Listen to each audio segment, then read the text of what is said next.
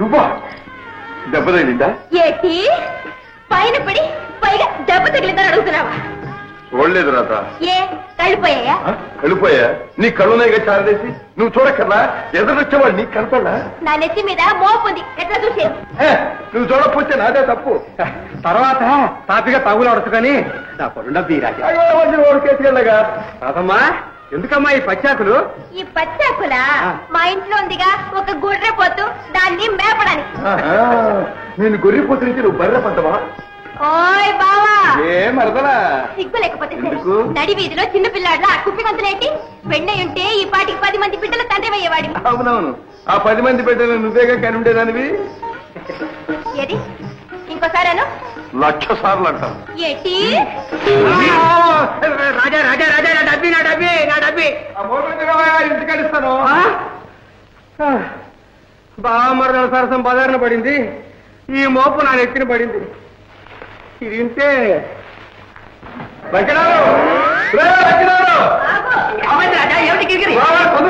ఏమిటది? మీ చెల్లెకి దయ్యం పట్టింది. ఏంటి? నాకు దయ్యం పట్టిందా?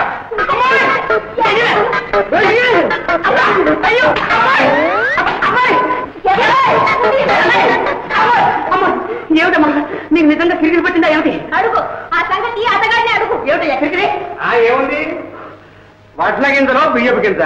అమ్మాయిని రెచ్చగొట్టాడు, రెమ్మొచ్చుకుని వెంటబడింది. మధ్యలో నన్ను రేవపట్టిసమ్మా రాదా? ఇదిగో అన్నయ్య, ఇప్పుడే చెప్పేస్తున్నాను. బావ నాతో మోట సత్తా ఆడాడు, చూడు ఏం చేస్తాను. మధ్యలో నేను తప్పున్నా. ఇదిగో లక్షణాలు, ఇద్దరికి తొందరలో ముడిపెట్టాయి, అందరం కలిసి సుష్టిగా ఫోన్ చేద్దాం.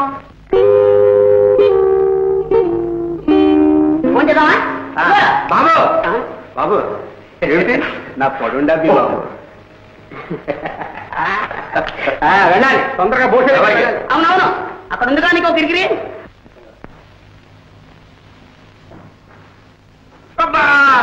మోటు మీద ఇంకా గట్టిగా బిగిస్తావేరా? నొప్పెట్టిందా బాబు? కొండయ్య, ఇది తుపాకీ దెబ్బని ఎక్కడైనా చెప్పగలరు, జాగ్రత్త. చెప్తానా? అయ్యగారి ప్రాణాలకి నా ప్రాణం అడ్డం కాదు. ఏం లాభంరా, బ్రహ్మాండమైన అవకాశం చేజారిపోయింది. రాజాగారి రాకపోయి ఉంటే వచ్చిన వాడు అయ్యగారిని తుపాకీతో కాల్చాలా? చేతికి తగిలింది, అదే గుండెకి తగిలింటే. అయ్యా కనకయ్య వస్తున్నాడు. నమస్కారం బాబు. రా కనుక, ఇవాళ ఒక పెద్ద ఘట్టం గడిచింది. మా ఆవిడ తాళి గట్టింది, లేకపోతే మీ మొహం చూసేవాడే కాదు. అదేమిటి, ముష్టి ఎదవా, మూల నష్టం ఎదవా, మర్చిపోయిందా? వాడికి తోడు గుంటలక్కడ గుంట ఒకటి. ఎవరయ్యా? దోపుడు తగలాయా? అమ్మా, ముఖానికి గుడ్డలు కప్పుకుంటే నేనా దడుస్తాను, పైగా తుపాకులతో వచ్చి పడ్డారు. దెబ్బతో నేను ముచ్చిపోయాను. దివాణం డబ్బుతో తుపడానికి వచ్చారు గాడిది కొడుకులు. వాళ్ళను చూసి జనం చల్లా చెదరై పారిపోయారు. నేను నా ముందు డబ్బు సంచులు మిగిలిపోయాం. దోచుకుపోయేవారే, కానీ ఈ కనకయ్య ముందా కుయ్యలు. ఇదిగా ఎక్కడి నుంచి వచ్చిందో ఆవేశం, కానీ ఆంజనేయుల్లాగా ఎగిరి ఒక్క నేను పొట్టలో ఒక్క పొడి, గోపు మీద ఒక గుంపు, నడి మీద ఒక తాపు, ప్రాణాలు తీసేస్తాను రగ్గాడిది కొడకల్లారా అన్నాను. ఆ దెబ్బతో భూషయ్య గారు అదే పరుగు అదే పరుగు అదే పరుగు, తిరిగి చూస్తే చిమ్మడితోడు నేను నిద్రపోయాను అంతే. ఇది ఇంతే. మంచి పని చేశావు, బుద్ధిమంతుడు. రేపు ఆ డబ్బు దివాణం బొక్కసంలో జమగట్టాలి. మనం ఇంత కష్టపడి డబ్బు వసూలు చేసి పంపడం, అక్కడ ప్రభువులు వారి వినోదాలకు విలాసాలకు వినదల్లరు.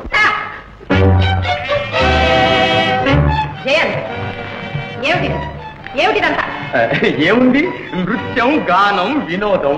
ఎంతో శ్రమపడి తమ్ములం గారి కాలక్షేపానికని ఏర్పాటు చేశాం పెద్దమ్మా. అవునమ్మా. వయసులో పెద్దవాడిని, నువ్వే చిరంజీవిని పెడదారులు పట్టిస్తున్నావా? అదే లేదు లేదు పెద్దమ్మా, గండికోట ప్రభువులు కళాపోషకులని, తమ్ములం గారికి ఇవంటే చాలా ఇష్టమని. అవునమ్మా, వాళ్ళను మనం ఆదరించకపోతే మరెవాళ్ళు ఆదరిస్తారు? వాళ్ళ బ్రతుకులు ఏం కావాలి? బాగుంది, చాలా బాగుంది. ప్రతాప్, ఇంకా మీదట ఇలాంటి కాలక్షేపాలు జరగటానికి వీల్లేదు, తెలిసిందా? అలాగే పెద్దమ్మా, అలాగేమ్మా. అమ్మా నాయన జయంత్, నేడో రేపో నీ భుజస్కంధాలపై గండికోట రాజ్యభారం పడబోతుంది. నువ్వు ఇలాంటి వ్యసనాలలో మునిగితే రాజ్య రక్షణ ఏం చేస్తావు, ప్రజాక్షేమం ఏం చూస్తావు? చిన్నతనం బాధ్యత మీదబడిన తరువాత ఇలాంటి పొరపాట్లు జరగవమ్మా. ఆ నమ్మకం నాకు ఉంది మంత్రి గారు. నాయనా జయంత్, అమ్మా, మన గండికోట వంశానికి మచ్చ తీసుకురావద్దు. కన్న తల్లి, కట్టుకున్న భార్య, పాలిత ప్రజ గర్వంతో ప్రేమించే ఆదర్శమూర్తులు మన గండికోట ప్రభువులు. తెలుసా? తెలుసమ్మా. ఇంత రాత్రి నా విలాస మందిరంలో వినోదిస్తూ కాలం గడపటం వివేకం కలవారు చేసే పని కాదు నాయన. పెళ్ళి లలిత నీ కోసం మందిరంలో ఎదురు చూస్తుంటుంది. పెళ్ళి. అలాగేనమ్మా. మంత్రి గారు, చిత్తం. ఇక మనం జాగు చేయటం మంచిది కాదు. వెంటనే చిరంజీవికి పట్టాభిషేకానికి ఏర్పాట్లు చేయించాలి. అదే సరి అయిన ఆలోచన. అందుకు తగిన ఏర్పాట్లు చేద్దాం. మంచిది.